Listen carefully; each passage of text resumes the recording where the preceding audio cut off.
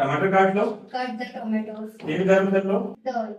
जीरा डालो, Add the cumin seed. Add cumin seed, gas धीमा कर लो, Lower the flame. Lower the flame, okay, gas तेज कर दो, Increase the flame. Increase the flame, increase the flame, चावल धो लो, Wash the rice. Wash the rice, okay, plate लगा दो, Set the plate. Set the plate, खाना परोस दो, Serve the food. Serve the food, पानी भर लो, Fill the water. Fill the water, मसाला भून लो, Roast the spices. Roast the spice, पानी डाल लो, Add some water. Add some water लगा दो, Cover it with the lid. Cover it with the lid, good, okay, चावल पका लो, Cook the rice. Cook the दाल उबाल लो, Boil the lentils. Boil the lentils, fridge में रख दो, Keep it in the fridge. Keep it in the fridge, okay, खाना गर्म कर लो, Preheat the food. Preheat the food, okay, चम्मच ले आओ, Bring a spoon.